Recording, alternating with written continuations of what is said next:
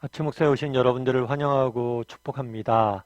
하나님께서 오늘도 특별히 새로운 날을 허락하셨는데요. 새로운 날을 걸맞는 새로운 은혜로 오늘 하루 우리 인생을 지킬 줄 믿습니다. 오늘은 모세를 부르시다라는 제목을 가지고 출애굽기 3장 1절부터 22절까지 말씀을 좀 더 살펴봤으면 좋겠습니다.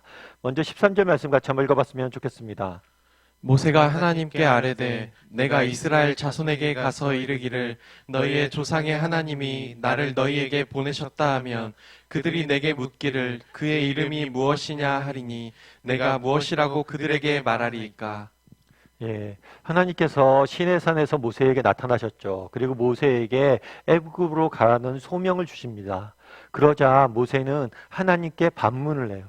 어떤 반문을 하냐면 사람들이 하나님의 이름을 물으면 내가 무엇이라고 그들에게 말합니까? 라고 반문하게 됩니다. 그렇다면 왜 이런 반문을 했을까요? 왜 사람들이 하나님의 이름을 묻는다고 생각을 했을까요? 이름은 단순히 호칭을 의미하는 것은 아닙니다. 우리가 낯선 사람과 만나면 바로 처음부터 이름을 알려주지 않죠. 어느 정도 그 사람이 신뢰가 되고 신뢰를 형성하고 관계를 계속해서 맺기 원하면 이름을 알려줍니다. 이것을 우리는 통성명이라고 하죠. 마찬가지입니다. 하나님의 이름을 안다는 것은 단순히 호칭을 안다는 게 아니에요. 하나님의 이름을 안다는 것은 하나님과 그만큼 특별한 관계를 맺었다는 것을 의미하는 거예요. 내가 하나님이 나를 보내셨다라고 이야기하는데 하나님의 이름도 모른다면 그럼 어떻게 하나님이 나를 보내셨겠냐는 거겠죠. 내가 정말 하나님의 이름을 알고 그분과 특별한 관계가 맺어져야지 그분이 우리를 보내시는 거겠죠.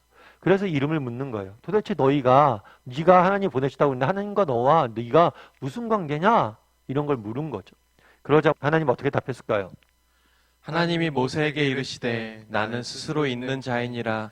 또 이르시되 너는 이스라엘 자손에게 이같이 이르기를 스스로 있는 자가 나를 너희에게 보내셨다 하라.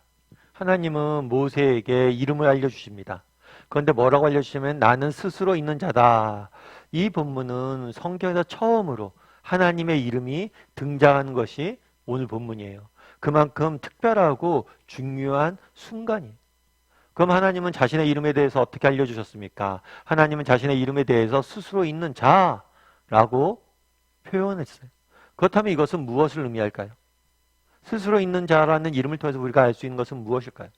이것은 무엇보다 하나님의 속성, 하나님의 성품을 보여주는 거예요. 하나님이 어떤 분이신지를 나타내주는 표현입니다. 이 세상 모든 만물은 피조물들입니다. 즉, 이 세상 모든 만물은 스스로 존재하는 게 아니라 창조된 것들이에요. 하지만 하나님은 스스로 존재하는 자존하시는 분이에요. 다르게 말하면 하나님은 모든 피조물과 근본적으로 구분되는 창조주임을 보여주는 것. 하나님은 모든 존재하는 것들의 원천이 되시는 것이죠. 그래서 나는 스스로 있는 자다라는 것은 하나님은 우리와 같은 피조물이 아니라 스스로 존재하는 이 세상 모든 만물을 창조하시고 다루시는 분이심을 보여주는 것입니다. 그렇다면 오늘 본문에서 우리가 알 수 있는 것은 무엇일까요? 무엇보다도 우리도 정말 모세처럼 하나님에 대해서 알아야 돼요. 누군가 하나님은 누구십니까? 하나님은 어떤 분이십니까? 라고 묻는다면 여러분들은 어떻게 답하겠어요? 우리 역시 누군가 하나님 어떤 분이시라고 물었을 때 그 분에 대해 우리가 답할 수 있어야 돼요. 그러면 하나님은 어떤 분이세요? 이 세상 모든 만물을 만드신 분이시고 오늘도 우리 인생을 인도하시고 다스리는 분이 하나님이세요. 그래서 정말 하나님에 대해서 우리는 알아야 돼요. 그런데 하나님은 이 세상 모든 만물을 창조하신 창조주 되세요. 그런데 동시에 하나님은 누구세요? 하나님은 어떤 분이세요? 성경은 하나님을 우리의 아버지라고 이야기해요. 이름을 안다는 것은 특별한 관계를 맺었다는 것. 하나님과 모세가 특별한 관계를 맺은 것처럼 우리도 하나님과 특별한 관계가 있어요. 하나님의 자녀인 우리도 하나님과 특별한 관계가 맺어져요. 그 관계는 무엇이에요? 아버지와 아들과의 관계. 하나님은 누구십니까? 하나님은 이 세상 모든 만물을 창조하신 창조주 되세요. 동시에 하나님은 누구십니까? 하나님은 우리의 아버지 되신다고 성경은 가르치고 있는 겁니다. 여러분, 딕 호잇이라는 분을 아마 아실 거예요. 이분 같은 경우에는 뭐 특별히 유명한 인사는 아니에요. 그럼에도 불구하고 많은 사람들에게 알려지면서 많은 분들의 감동을 줬던 분이시죠. 사실 이분은 작년 초에 하나님께서 부르심을 받았습니다. 근데 이 사람이 알려진 이유가 있어요. 그건 뭐냐면 이 사람에게는 리귀라는 아들이 있었어요. 이 아들은 그런데 태어나자마자 목에 탯줄을 감고 태어났습니다. 그러자 보니까 산소 공급이 중단되어서 중증 장애를 가지고 태어났어요. 그래서 자기 스스로 몸을 움직일 수도 없어요. 말도 할 수 없어요. 그래서 겨우 컴퓨터 자판을 통해서 아버지와 소통을 하게 됩니다.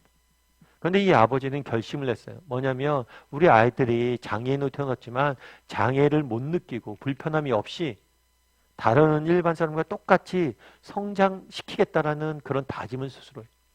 그런데 아이러니하게도 이 릭이라는 아이는 스포츠에 대해서 관심이 많았어요. 참 이것도 불행이죠. 자신은 전혀 움직일 수 없습니다. 그런데 스포츠에 대해서 관심이 많았어요. 그런데 한 번 학교에서 그런 일이 있었어요. 어떤 일이 있었냐면 자손 달리기 대회라는 것이 열리게 돼요. 그러자 이 사람이 뭘 했냐면 아들이 아버지한테 요청한 거죠. 아버지, 저도 이 달리기 대회가 있는데 참여하고 싶어요. 그러니까 이 아버지 입장에서는 그렇죠. 안타까운 마음이 들었겠죠. 그래서 어떻게 했냐면 휠체어에 아들을 태우고 밀면서 자선 달리기 대회에 참여하게 됩니다. 그리고 이 달리기 대회가 끝난 다음에 이 아들이 아빠한테 이야기해요. 뭐라고 이야기했냐면 자판으로 아빠랑 달리고 있을 때는 내가 정말 장애를 느낄 수 없었어요. 그 순간만큼은 내가 장애인이라는 걸 못 느꼈어요. 워낙 스포츠를 좋아하니까 그런 게 있었겠죠. 이 말이 이 아빠의 감정을 만지게 돼요. 그래서 이 아빠가 그 다음부터 아이와 함께, 아이가 스포츠를 좋아하니까 아이와 함께 각종 스포츠 대회에 참여하게 됩니다.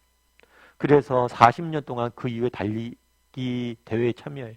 마라톤에만 72회 참석하고 3종 경기에는 257회 참석하고 그래서 총 1130회 이상의 경주에 참여하게 됩니다. 40년 동안 아들을 대신해서 아들이 하고 싶었던 스포츠를 함께 하는 거예요. 그런데 이 아버지가 이렇게 자선 달리기 대회에 참여하기 시작했던 데가 언제냐면 40살이에요. 40살. 여러분 40세에 무엇인가 새로운 일들을 시작하기 쉬운 일은 아니잖아요. 평생 어쩌면 이런 스포츠와는 관계가 없었던 사람일 수도 있어요. 그런데 자녀 한 명을 위해서 이렇게 달리는 거죠. 어떻게 이렇게 할 수 있었을까? 아버지이기 때문인 거예요. 아버지이기 때문에 달린 거예요. 성경도 뭐라고 이야기합니까? 정말 세상, 그날에 모세가 이야기하잖아요. 사람들이 내게 하나님이 누구냐? 라고 묻는다면 나는 뭐라고 답해야 됩니까? 여러분, 누군가 여러분에게 묻는다면 여러분 뭐라고 답하겠어요? 성경이 알려주신 하나님의 다양한 모습들이 있습니다. 그런데 성경에서 가장 정말 중요하게 알려주신 하나님의 모습이 있어요. 그건 뭐예요? 하나님은 너의 아버지라는 거예요. 하나님은 우리의 아버지 되시는 거예요. 정말 아버지 되신 하나님을 정말 바라봤으면 좋겠어요. 그리고 그분을 의지했으면 좋겠어요. 그랬을 때 정말 그 아버지와 함께 달렸을 때 우리도 릭의 고백처럼 우리가 장애가 있다는 걸 느끼지 못할 거예요. 우리가 부족하고 연약한 존재지만 아버지 품 안에 있을 때 우리는 정말 그런 걸 못 느끼고 갈 수 있는 거예요. 오늘 하루 또 한번 묵상해 봤으면 좋겠어요. 누군가 내게 하나님은 어떤 분이시냐? 라고 묻는다면 난 어떻게 답할 수 있을까? 그리고 하나님의 아버지 되심에 대해서 묵상하고 오늘 하루 아버지 되신 하나님과 함께 동행하는 하루가 되기를 주님의 이름으로 소원합니다. 우리 함께 기도했으면 좋겠는데요. 기도하실 때 오늘 말씀 기억하면서 기도했으면 좋겠습니다. 정말 우리에게도 아버지가 있어요. 정말 하늘에 계신 하나님께서 우리의 아버지 되어주신다고 이야기합니다. 우리가 힘들고 외로울 때 그분이 우리를 품에 안아주실 거예요. 그리고 우리와 함께 달릴 거예요. 우리와 함께 뛸 거예요. 그분과 함께 달린다면 우리는 어떤 부족함도 느끼지 못할 거예요. 정말 하나님이 어떤 분이신지 오늘 하루 좀 묵상하는 하루가 되게 해달라고 기도해 주시고 또 하나님의 아버지 되심을 기억하고 아버지 되신 하나님 품에 안겨서 함께 동행하는 오늘 하루가 되게 해달라고 이 시간 목소리로 같이 기도하도록 하겠습니다. 그리고 이 시간 동안 기도하실 때 오늘 하루 세상 속에서 살아가야 되는데 하나님 우리 인생을 지키시고 보호하시고 붙잡아 달라고 이 시간 목소리 같이 기도하도록 하겠습니다. 같이 기도하시겠습니다.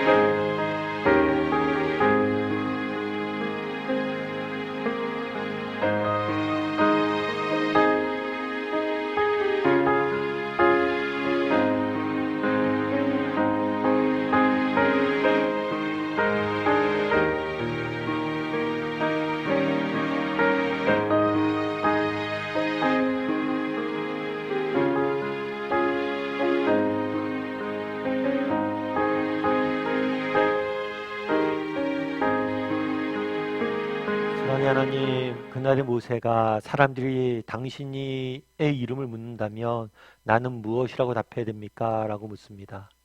정말 우리도 한번 물어보게 도와주시옵소서.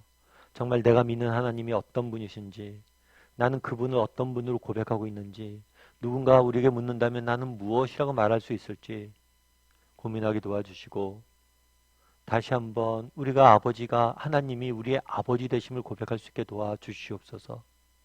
정말 우리에게는 아버지가 계십니다. 정말 하늘에 계신 하나님께서 우리의 아버지 되어서 우리의 인생길을 인도하고 함께 달리길 원하십니다. 그분 품에 있을 때 우리는 참된 자유와 평강을 맛보게 될 겁니다. 오늘 하루 정말 하나님과 동행하며 하나님 품에 안겨서 달려갈 수 있는 우리 모두가 될 수 있도록 주여 은혜를 더하여 주시옵소서. 오늘 하루 세상 속에 살아가는데 하나님이 나를 품으시고 나와 함께 동행할 것을 믿사오며 모든 말씀 예수님의 이름으로 기도드리옵나이다. 아멘.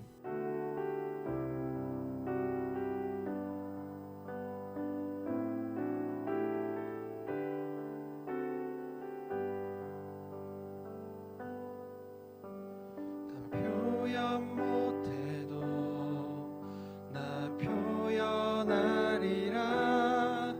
다 고백 못해도 나 고백하리라.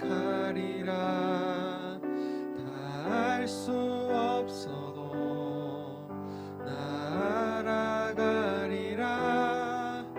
다 닮지 못해도 나 닮아가리라. 다 표현 못해도 나 표현하리라. 다 고백 못해도 나 고백하리라. 다 알 수 없어도 나 알아가리라. 다 닮지 못해도 나 닮아가리라. 그 사랑 얼마나 아름다운지,